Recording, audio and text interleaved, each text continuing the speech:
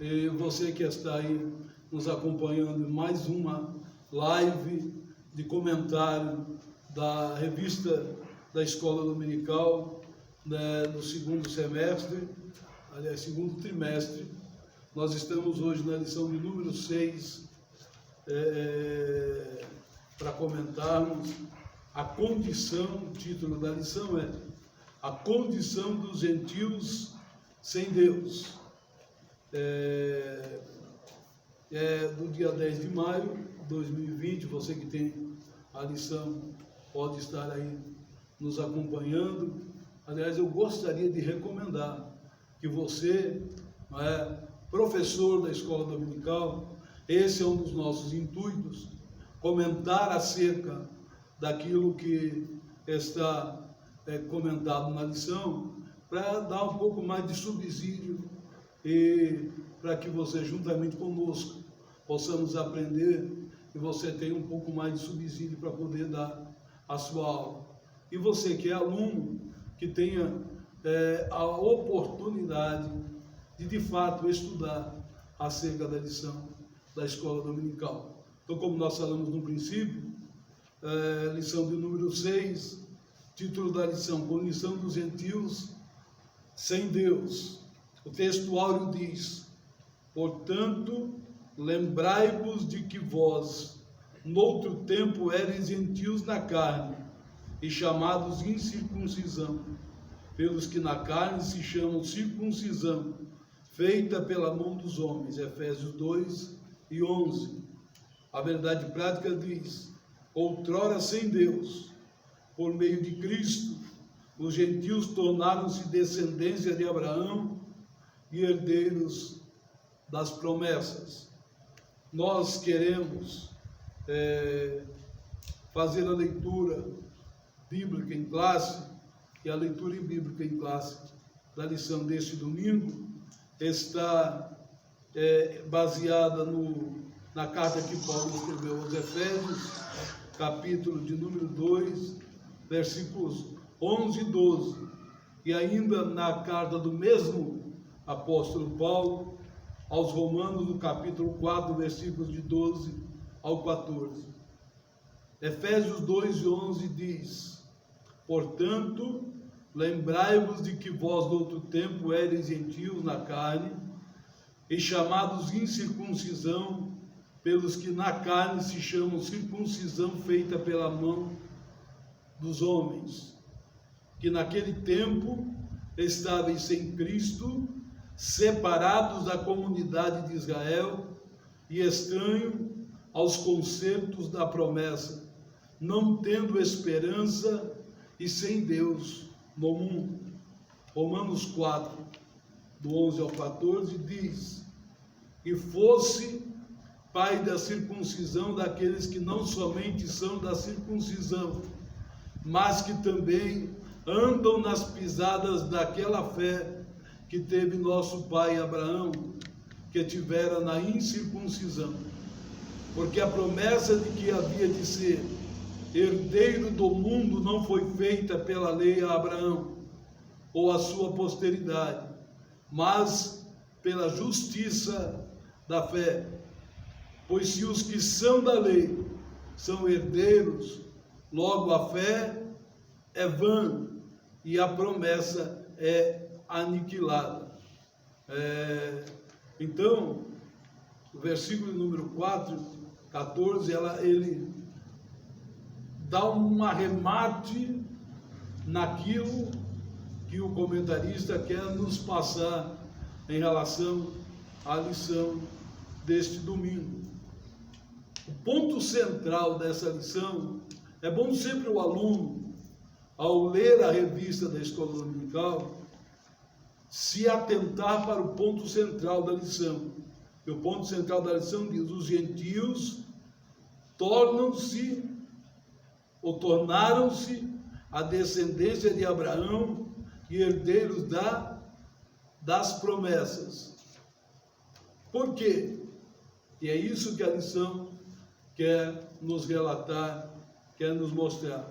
A introdução diz: nesta presente lição, veremos que o autor de Efésios lembra aos gentios de que antes da regeneração eles eram incircuncisos e haviam experimentado 5 formas de privações. Então, antes do crente ser regenerado, antes de Cristo fazer a obra da regeneração, e essa obra da regeneração, ela acontece quando o crente tem um encontro com o nosso Senhor e Salvador Jesus Cristo, não é? A obra da salvação feita na cruz do Calvário e a obra da regeneração no encontro que o crente tem com Cristo quando aceita Ele como seu único e suficiente Salvador.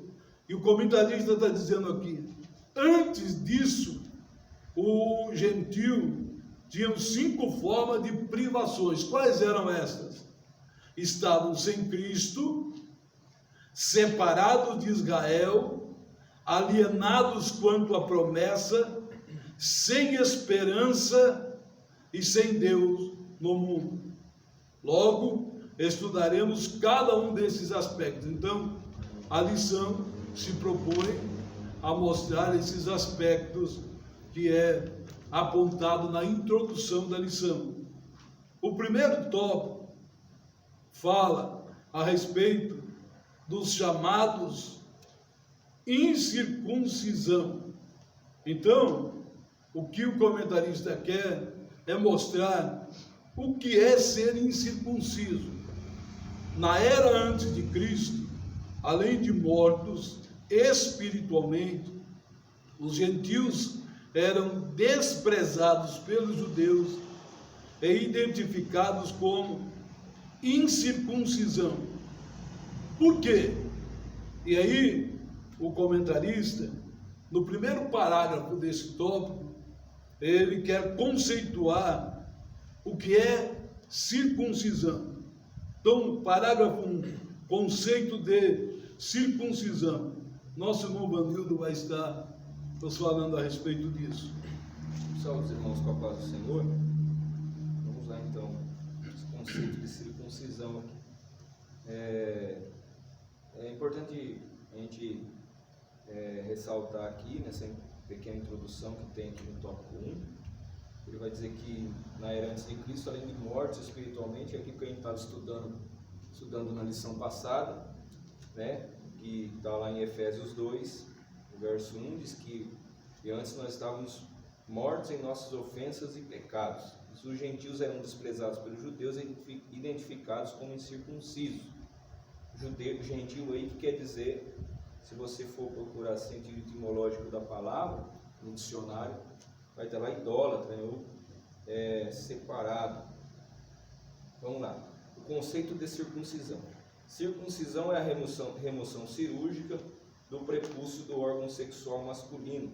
Era prescrito na lei como sinal externo de que pertencia ao povo da aliança. Então ele vai dar aqui um conceito médico aí, do que era circuncisão, aliás, e de como era feita, né? A criança, ao 8º dia, ela refletia e trazia esse sinal físico ao povo de Israel.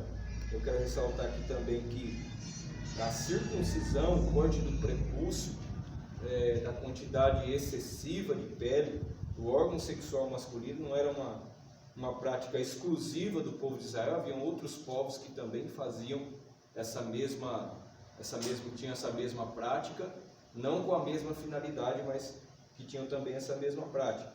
E era, como ele diz aqui, um sinal externo de quem pertencia ao povo da aliança com Deus. Então era um sinal externo que refletia uma aliança que o povo tinha com Deus. O procedimento era realizado no 8º dia de vida, dos nascidos em Israel ou estrangeiros comprados a dinheiro. Então todos aqueles que agora eram comprados como servos que eram de outros povos, agora precisavam passar pela circuncisão também para poder fazer parte do povo de Israel.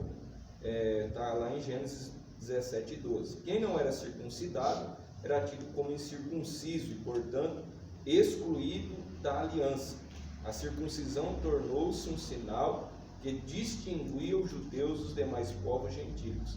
E essa prática ela foi algo instituído pelo próprio Deus lá no Gênesis 17, que está descrevendo aqui, um concerto, um pacto feito, um sinal de aliança feito de Deus com Abraão, de Abraão com Deus, lá no Gênesis 17.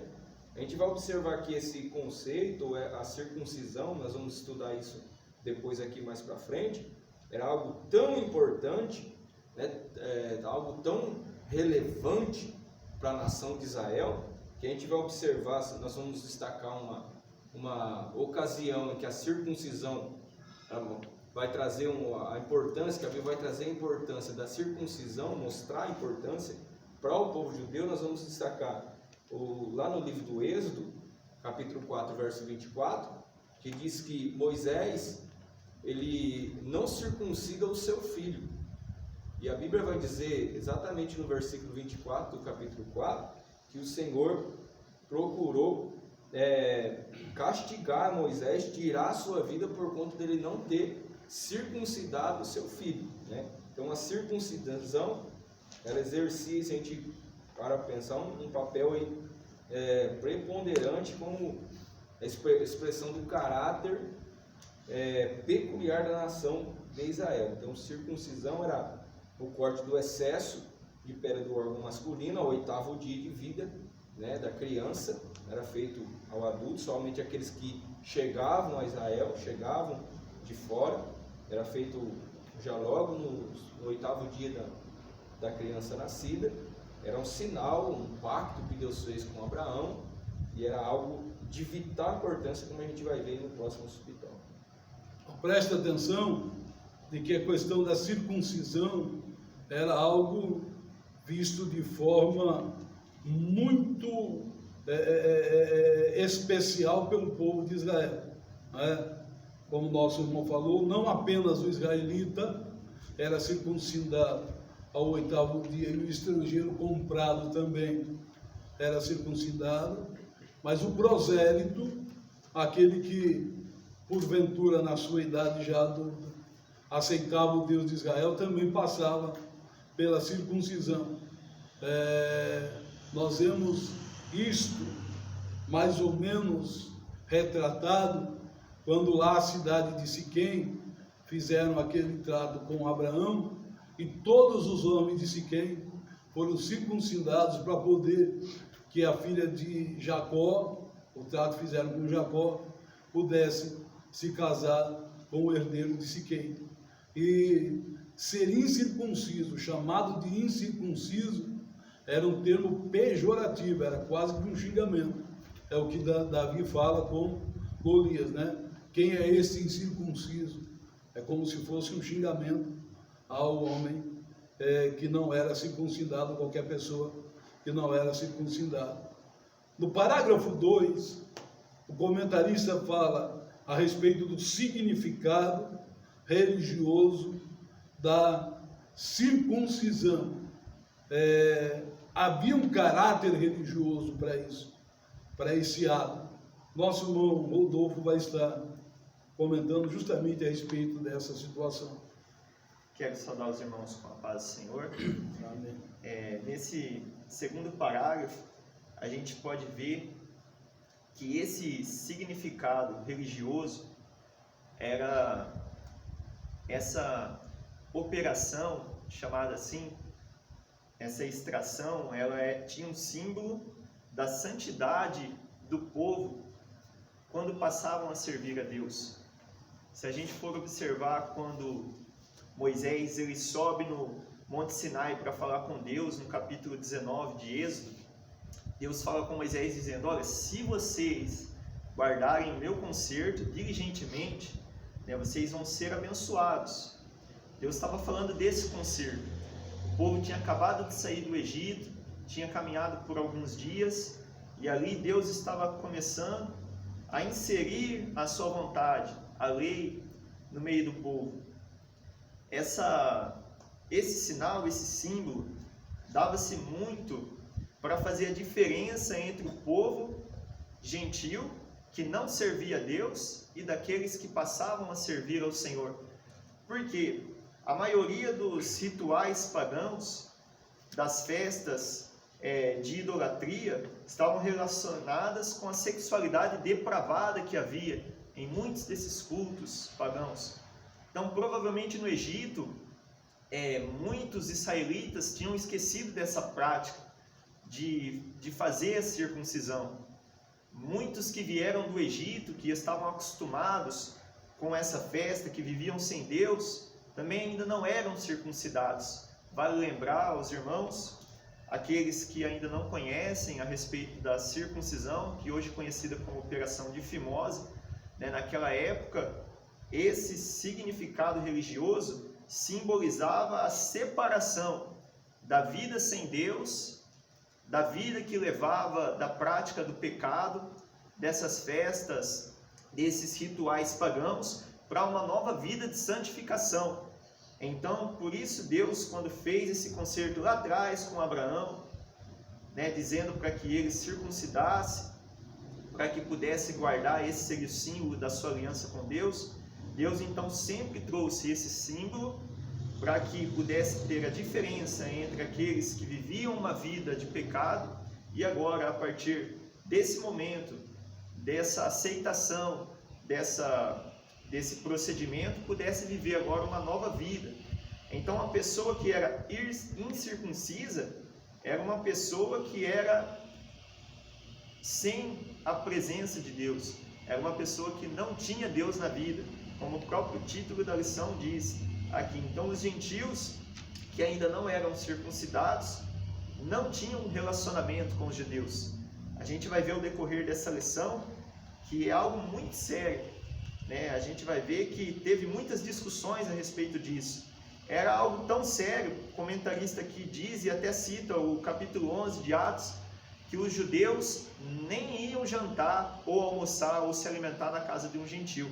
Quando Pedro ele estava na casa de um deles, ele acabou sofrendo até um preconceito por conta disso, né? Um desses motivos o principal, a circuncisão, e outros também conta da dieta que os gentios levavam diferente, mas a circuncisão era um motivo muito sério que causava a separação entre o povo de Deus e os povos que não serviam ao Senhor, os gentios. Então esse é o símbolo religioso da circuncisão, é a santificação do povo que passava a servir ao Senhor.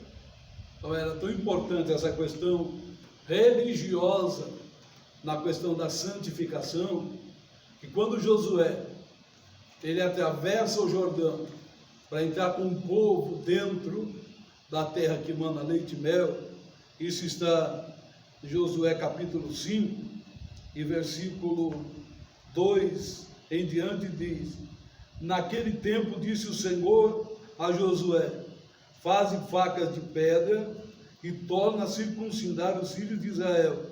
Então Josué fez para si facas de pedra e circuncidou aos filhos de Israel em Gibeate Haralote. Por quê? O povo que havia saído do Egito era circuncidado, mas depois da desobediência, eles andaram errantes durante 40 anos. Os que foram nascendo no deserto, eles já largaram essa questão da circuncisão. E quando eles vão entrar numa terra que emana leite e mel, para viver uma vida segundo a vontade de Deus, Deus exigiu que todos fossem circuncidados, porque era uma aliança de santificação com o povo. Agora, religiosidade tem dois aspectos. Tem o aspecto de compromisso e o aspecto de conserto. O problema é que as pessoas começam muitas das vezes a sair desses dois aspectos e ir para o aspecto apenas ritualístico.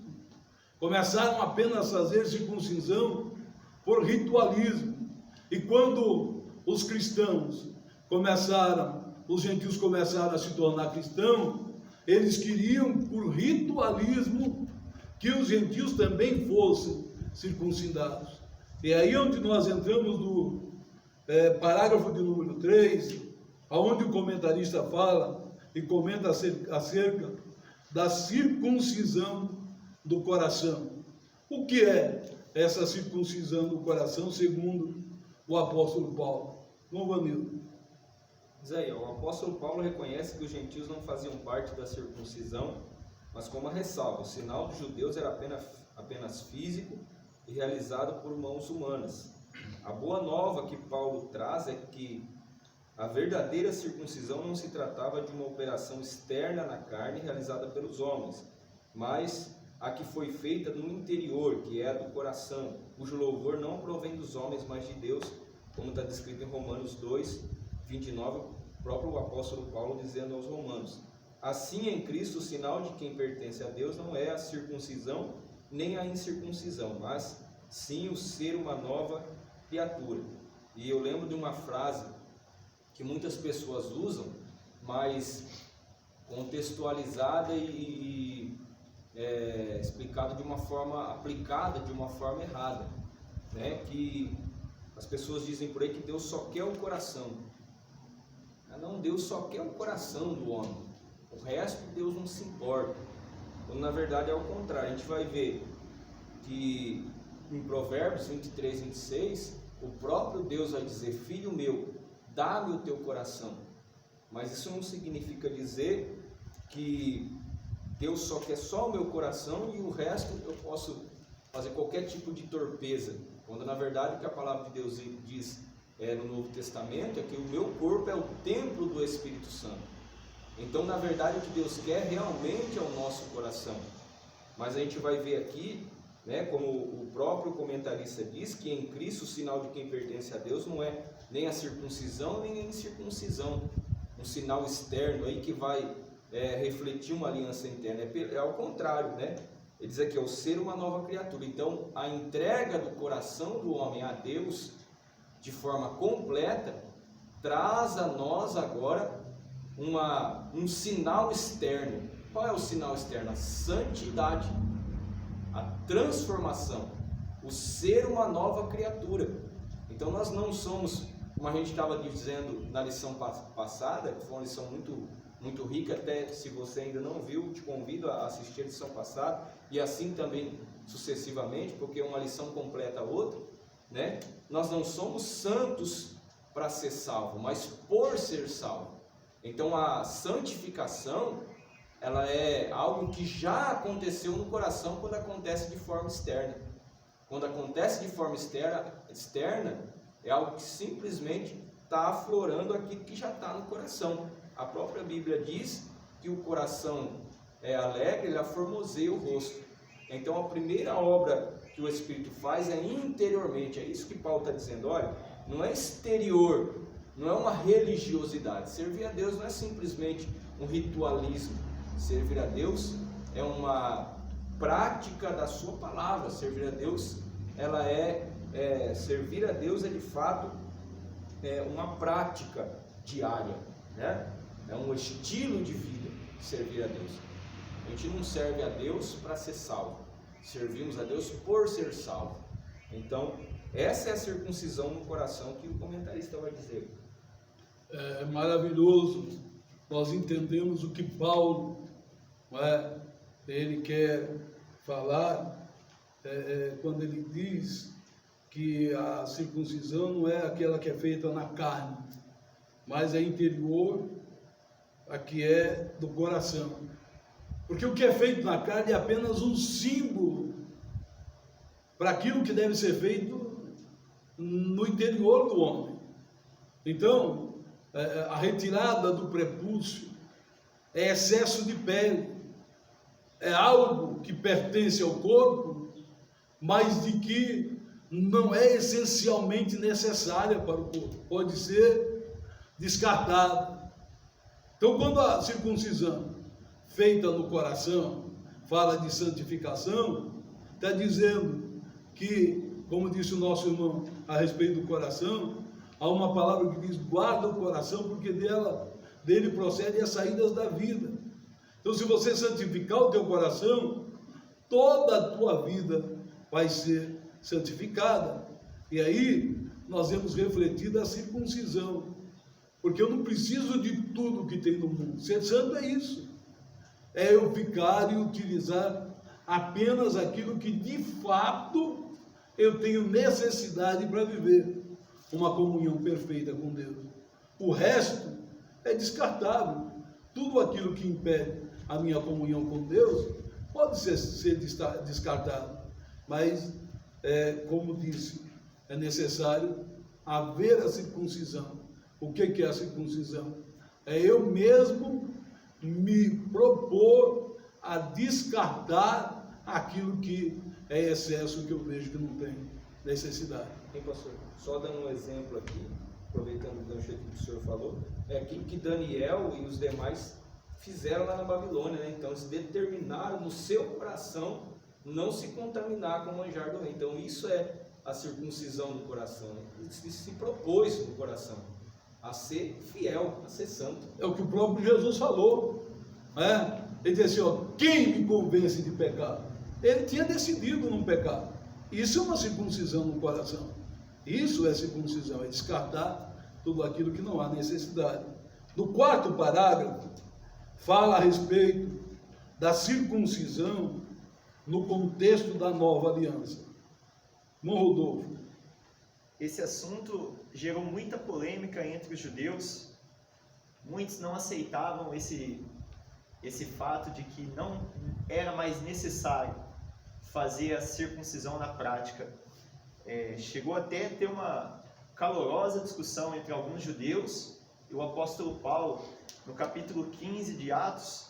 Se os irmãos lerem, os irmãos vão ver que teve um embate muito grande a respeito desse assunto. Alguns dizendo que sem a circuncisão não seriam salvos. Está registrado lá em Atos capítulo 15. E Paulo dizia que não era necessário a circuncisão. Paulo, escrevendo aos irmãos de Gálatas, ou melhor dizendo, de Filipenses, olha o que ele diz: guardai-vos dos cães, guardai-vos dos maus obreiros, guardai-vos da circuncisão. Versículo 3, porque a circuncisão somos nós que servimos a Deus no Espírito, e nos gloriamos em Jesus Cristo, e não confiamos na carne. Então por que Deus fez tanta questão que no Antigo Testamento, na Antiga Aliança, precisava fazer essa circuncisão, e agora, na Nova Aliança, não era mais necessário?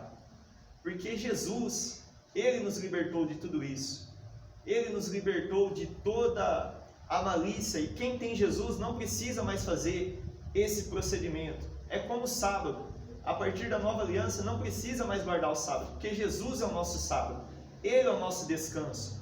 Então, não é que mudou, Deus mudou, precisava, agora não precisa. Não, é porque não era mais necessário. Jesus, Ele é quem faz a transformação no ser humano. E se nós temos Jesus, não é mais necessário nós fazermos todo esse procedimento da lei, porque Jesus nos deu essa liberdade para aqueles que vivem como Jesus, como Senhor e Salvador da sua vida. A gente vai ver que depois dessa discussão acalorada que teve, a igreja chegou num acordo, teve uma reunião ali, e os apóstolos confirmaram o ensinamento de Paulo, dizendo que, através da orientação do Espírito, dizendo que a circuncisão somos nós, a nossa vida com Deus, uma vida de santidade. Então, a partir desse momento, ficou resolvida essa questão. A partir da nova aliança, então, não era mais necessário. Diz aqui, passou a enfatizar que a nova aliança, a circuncisão, somos nós que servimos a Deus no Espírito e nos gloriamos em Jesus Cristo e não confiamos na carne. Então, depois de muitos embates, depois de ter essas várias discussões, a igreja então passou a ter o entendimento de que não era mais necessário esse procedimento, e sim o procedimento feito no coração, interiormente, porque a Bíblia diz que a nossa vida transparece o que está cheio do coração. Amém. Presta atenção nesse parágrafo que o nosso irmão falou e que o comentarista fala a respeito da circuncisão na nova aliança. E o nosso irmão estava falando que por causa de todos aqueles embates com os judaizantes, quem eram os judaizantes? Eram os judeus de nascimento judeu, como Paulo foi, que chegou a matar cristão por defender esse judaísmo, não é? Antes de aceitar Jesus, só que depois de aceitar Jesus ele mudou de ideia, e por isso ele foi perseguido, porque ele entendeu o que era a verdadeira circuncisão. Então, os judaizantes queriam que os gentios cristãos fossem ritualistas, participassem dos mesmos rituais que eles participavam nas sinagogas, no templo, quando havia o templo. E aí ficou aquele embate, faz, não faz, faz, não faz. Aconteceu o primeiro concílio da igreja, lá em Atos, capítulo 15, você pode ler, está lá o primeiro concílio que foi realizado na igreja para dirimir essas dúvidas. Aí presta atenção, diz aqui, olha, versículo 28 e 29 do capítulo 15 de Atos: na verdade pareceu bem ao Espírito Santo, não foi homem que decidiu, foi o Espírito Santo que orientou, e a nós não vos impor mais encargo algum, senão essas coisas que são necessárias, que vos abstenhais das coisas sacrificadas a ídolos. É por isso que nós falamos que o crente não pode participar de qualquer alimento que ele tem conhecimento que foi sacrificado a ídolo. A exemplo que o nosso irmão Vanildo falou de Daniel e seus companheiros. Outra coisa, do sangue e da carne sufocada.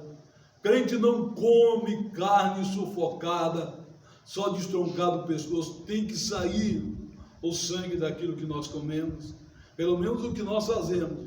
Nós vamos na casa de alguém e essa pessoa servia, primeiro diz, come e não pergunta. Mas se eu tiver consciência de que foi feito dessa maneira, sufocado, eu não devo comer.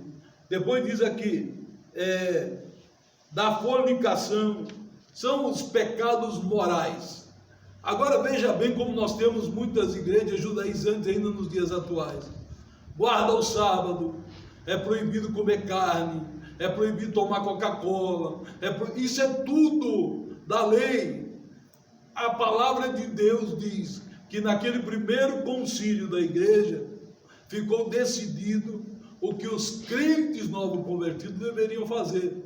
Então esse negócio de guardar sábado, de não poder comer carne de porco, de não poder tomar café, de não poder tomar Coca-Cola, isso é história de alguém que ainda tem o ranço judaizante no seu ensino teológico. A palavra de Deus é bem clara. Então, na nova aliança, é dessa forma que nós devemos nos comportar. Saindo do tópico primeiro, nós entramos no tópico segundo, que o comentarista quer explicar que por que os gentios são estranhos ao concerto da promessa. Nessa parte, o apóstolo Paulo aponta a situação dos gentios. Naquele tempo, estáveis, sem Cristo, separados da comunidade de Israel e estranhos às promessas. Por que estranhos à promessa? Não é? No parágrafo 1, porque ele diz aqui, uma vida sem Cristo. O que é uma vida sem Cristo, irmão Vanildo? Vamos lá então.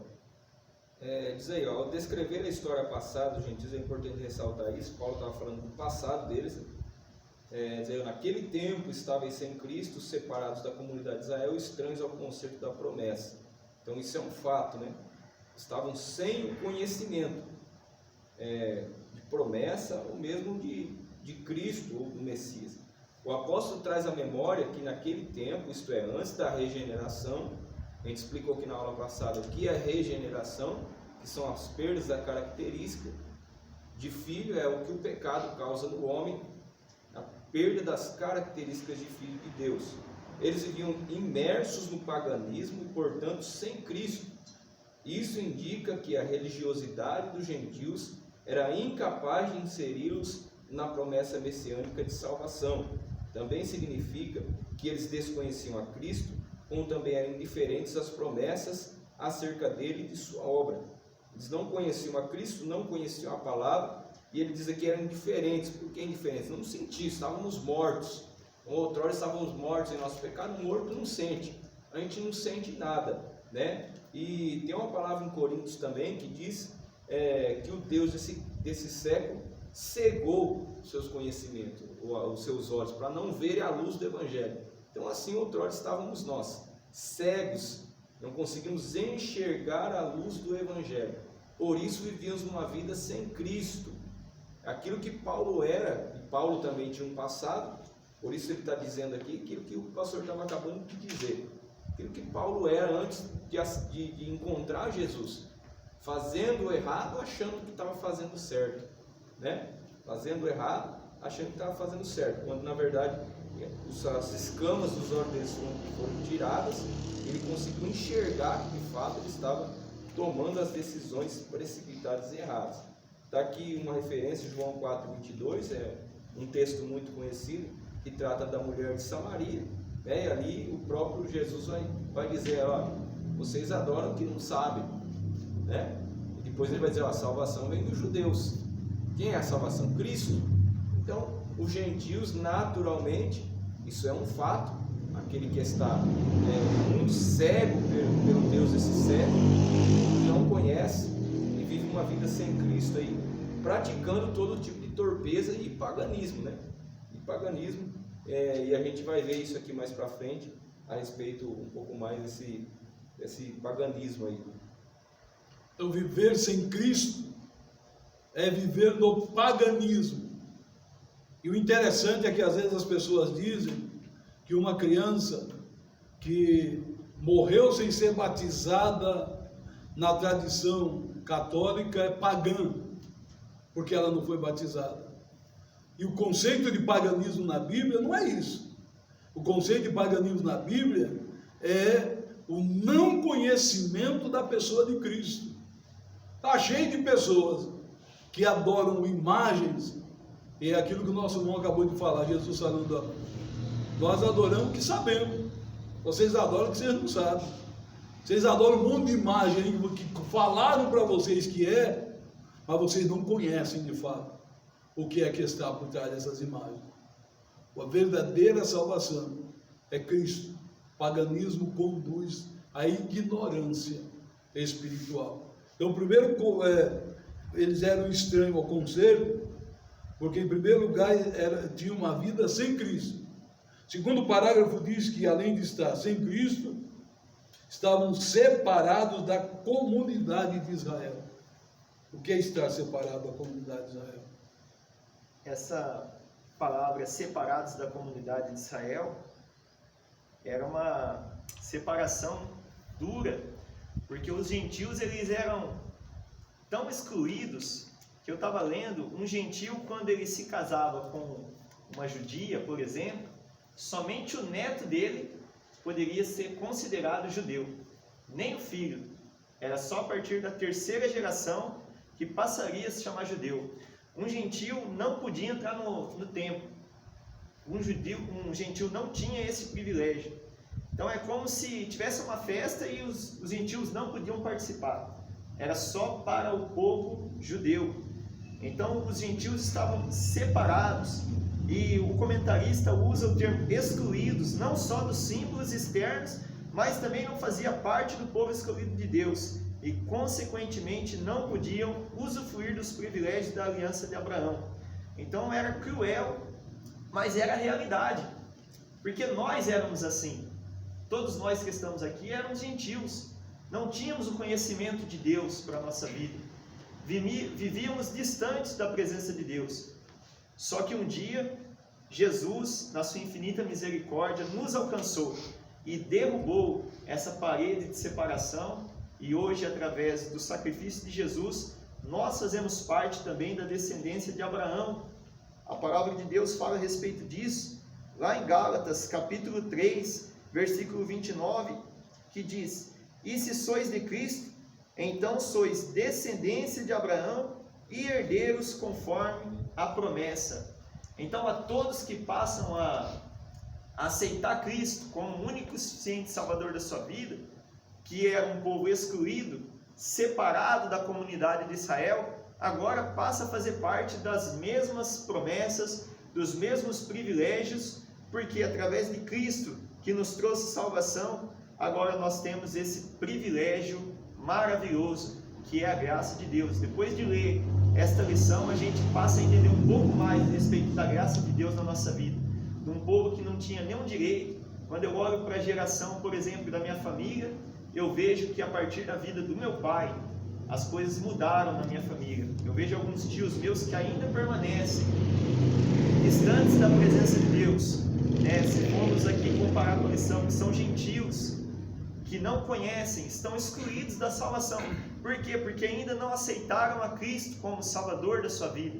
Então, quando Jesus ele entra na vida de uma família que estava separada, distante, ele faz a mudança e dá todos esses privilégios que podem fazer parte e que podem nos fazer participante de todos esses privilégios e todas essas bênçãos. É importante dizer que antes de Cristo, a humanidade era dividida em dois povos, gentios e judeus. Tudo que era fora da nação de Israel era gentio. Mas o fato de essas nações estarem fora dos planos dos judeus, que eles não consideravam os gentios, para entrar na promessa, eles não estavam fora dos planos de Deus. Porque quando Deus fala para Abraão, ele já diz: em ti serão benditas todas as nações da terra. Depois de Cristo, a parede da separação entre gentio e judeu foi derrubada. Hoje, na nova aliança, nós temos a igreja e os que não são considerados igreja. Independente se for gentio, judeu, aceitou Cristo, é povo de Deus, é igreja e vai morar no céu. Agora, no parágrafo 3 do tópico 2 diz: alienados dos pactos e das promessas. O que é alguém alienado? É alguém que não tem direito de participar. É alguém que não tem excluído desses pactos, não é? Então diz aqui, uma vez separados da comunidade de Israel, os gentios desconheciam totalmente os vários pactos que Deus estabelecera com os patriarcas israelitas. Estes pactos giravam em torno da grande promessa do advento do Messias. Mas se você, por ignorância, não conhece esses pactos, essas promessas, como você vai participar? Não é?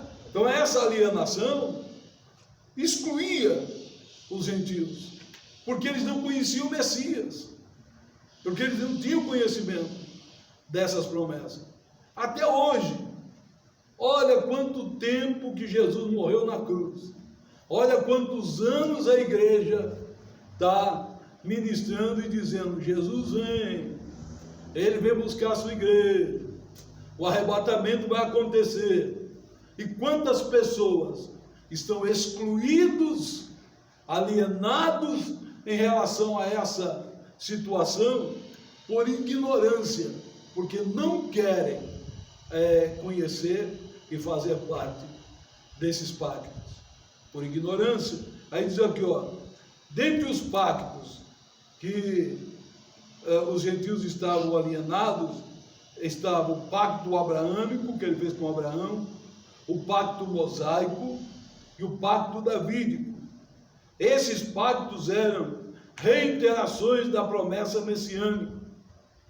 Todos esses pactos apontavam para o Messias, mas os gentios eram alheios, eram alienados. Quer dizer, desde Abraão, Moisés fala do profeta maior que havia de vir, Davi fala do Messias que havia de vir. Todos eles estão esperando, mas os gentios nem tinham conhecimento disso, estavam alienados por ignorância. por não participarem da comunidade de Israel. Agora diz assim, ó: agora, uma vez regenerados em Cristo, é revelada a grandeza do amor divino, de alienados da promessa, por meio do sangue de Jesus, os gentios tornaram-se herdeiros da maravilhosa, ou desta maravilhosa promessa. Não porque tenhamos feito nada, mas porque nós sempre estivemos nos planos de Deus. O que basta é nós olharmos para Cristo e identificarmos o desejo de Deus, salvar a nossa alma pelo amor que Ele manifestou através de Cristo na cruz do Calvário. Aí nós passamos para o terceiro tópico, o último tópico da nossa lição, que fala a questão dos gentios e afirma: sem esperança e sem Deus. Esta era a condição dos gentios antes de Cristo, sem esperança e sem Deus. Agora Paulo passa a descrever a situação dos gentios que viviam não tendo esperança e sem Deus no mundo. Então, primeira coisa que Paulo fala nesse versículo de número 12, vamos relembrar o versículo 12 lá, diz assim, ó: que naquele tempo estavam sem Cristo, separados da comunidade de Israel, estranhos aos concertos da promessa, não tendo esperança e sem Deus no mundo. Ele enfatiza bem esses dois aspectos. O primeiro parágrafo fala do primeiro aspecto, porque os gentios viviam distante de Deus, que estavam desprovidos de esperança. Vamos, Vanildo. Então, isso aí, desprovidos de esperança. A palavra esperança traz a ideia de confiança. E nas Escrituras o seu principal uso está ligado à confiança nas promessas divinas. Podemos afirmar que os gentios estavam desprovidos ou eram desprovidos dessa esperança por causa de parte da filosofia grega que descartava a possibilidade de uma vida além do túmulo. Então eles não tinham esperança futura alguma, por não conhecer, até por adorarem vários deuses. A gente vai ver aqui, tem uma referência de Atos 17, 18 ao 32. Você vai ver que Paulo, quando ele chega em Atenas, ele fica comovido de ver tamanha idolatria. Eles eram politeístas, tinham um Deus para cada coisa, não é diferente do país que a gente vive, né? A gente vive em um país livre, um país laico, onde todos têm liberdade de expressão, de religião, de adorar o que quiser. E hoje a gente tem, se a gente for contar, tem um santo para cada dia do ano, né?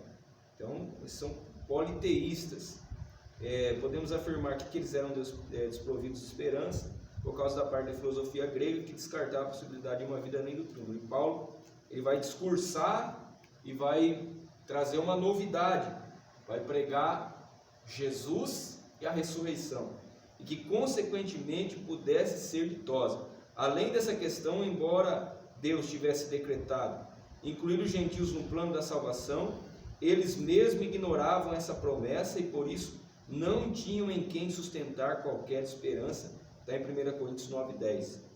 Como a esperança é a âncora para a alma, os gentios desprovidos dela padeciam de medo e incerteza, né? É o que a gente vê cercando o mundo hoje, né? Principalmente em meio a essa época de pandemia, de tantas doenças. Não falo só do Covid-19, mas se você observar quantas doenças estão assolando a humanidade já há tempos.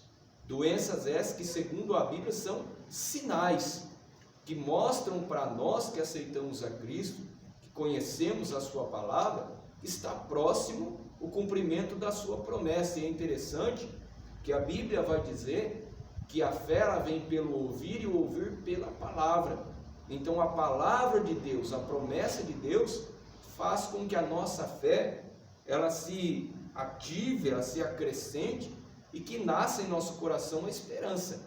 Olhando para esse mundo, o cientista dizendo que a humanidade vai acabar, o outro cientista dizendo que o mundo não vai durar muito. Então, qual esperança você tem para o futuro?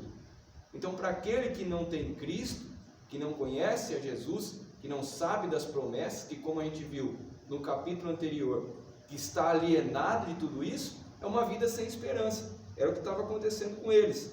Eles não tinham esperança, que como diz aqui, é a âncora para a alma, né? Por conseguinte, a falta de esperança e de paz revela a ausência de Deus.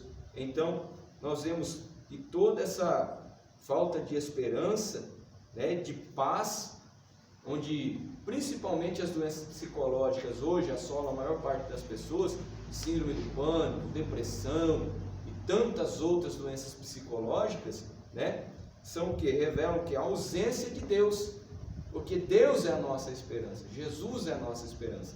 Então, quando Paulo chega no Areópago e começa a pregar sobre isso para um povo ávido, né, um povo com sede de esperança, eles começam a ouvir. A Bíblia diz em Atos que não se ouvia falar em outra coisa, a não ser das novidades que Paulo ele pregava. E ele mesmo vai dizer, né, que ele sofreu rejeição, por quê? Por causa dos filósofos e de tantas pessoas que eram sábios da época, que não receberam bem essa palavra que Paulo veio trazer, uma palavra de esperança, e é a palavra que o cristianismo traz ao mundo, uma palavra de esperança, é algo que está descrito na palavra de Deus.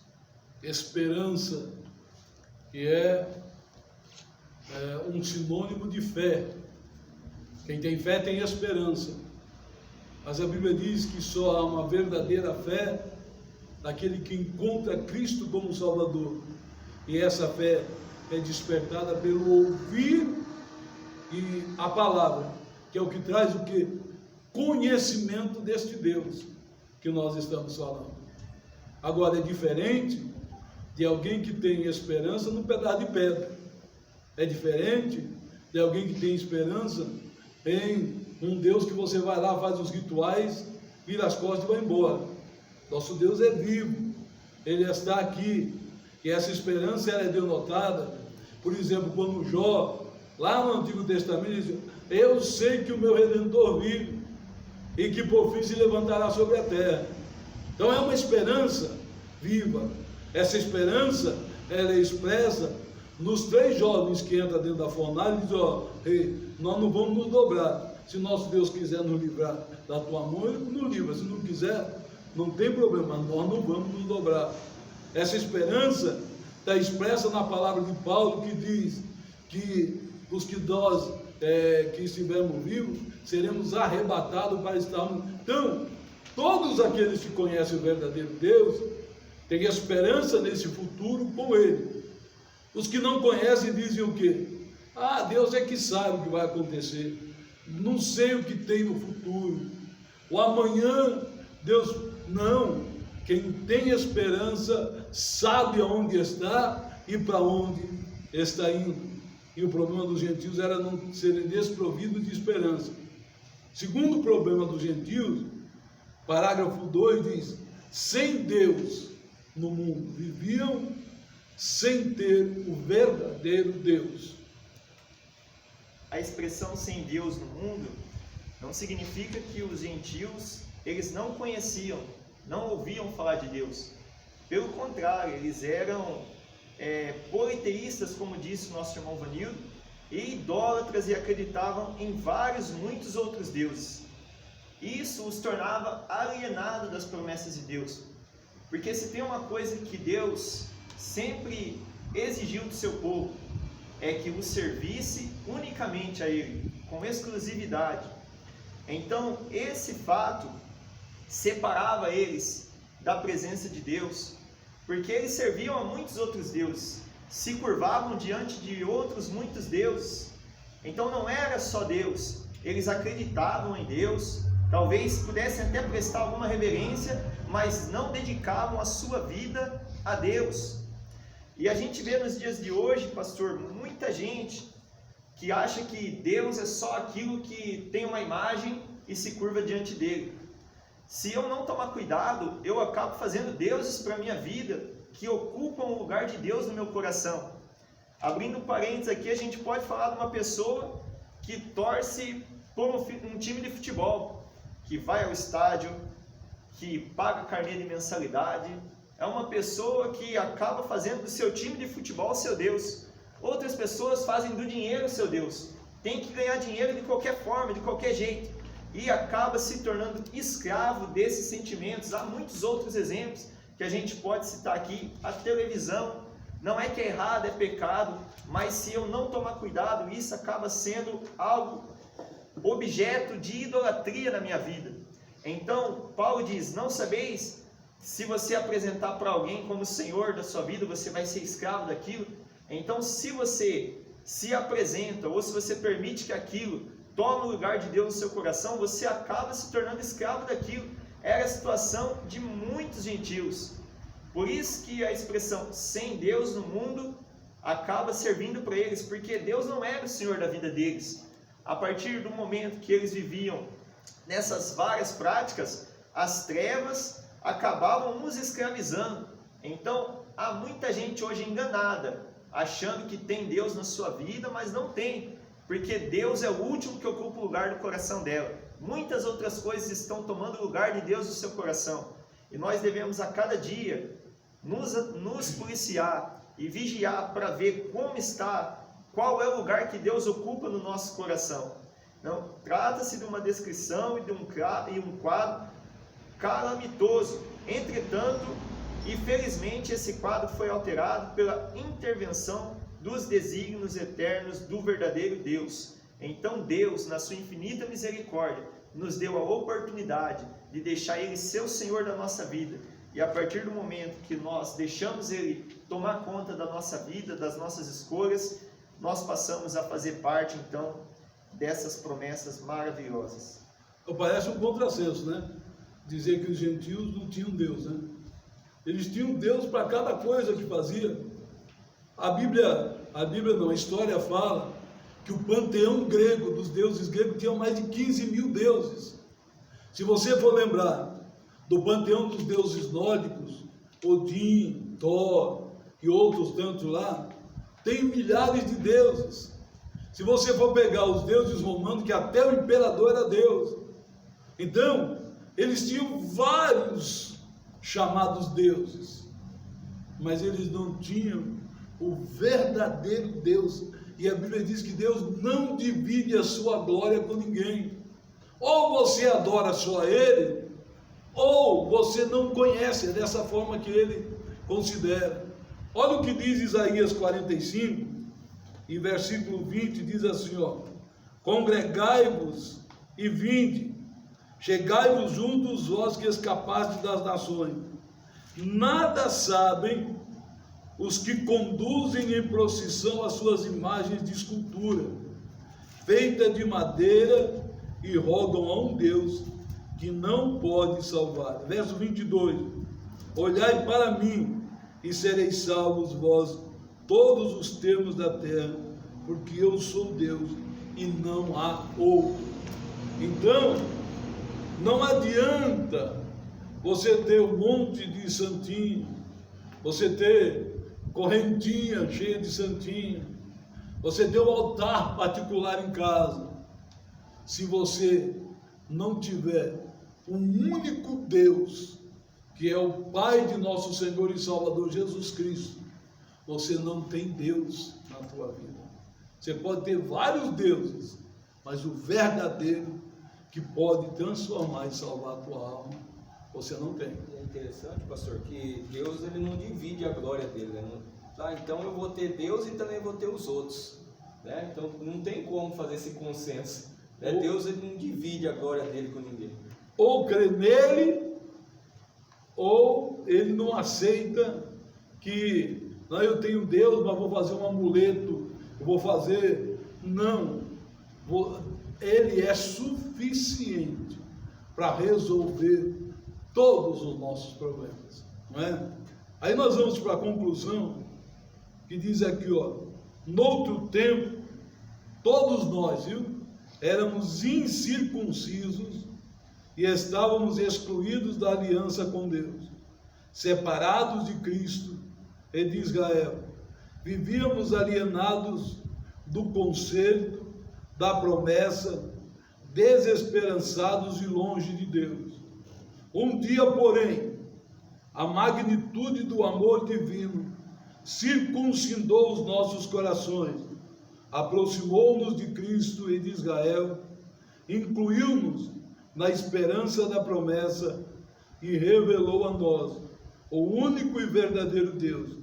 Bendito seja o seu santo nome para sempre. Nós, como diz Paulo, lá nós éramos incircuncisos e estávamos fora da herança e da promessa. Mas quando aceitamos Jesus como Salvador, fomos incluídos, e ele diz isso em João 1:12, mas a todos quantos o receberam, deu-lhes o poder de serem feitos filhos de Deus e herdeiro de todas as heranças e promessas de Deus. Deus possa te abençoar, que você leia essa lição, estude essa lição, reflita na condição que nós tínhamos antes. E você que ainda não aceitou Jesus como Salvador, reflita, há um Deus que quer se apresentar e se revelar na tua vida. Deus abençoe e até a próxima lição, para a glória do nome do Senhor.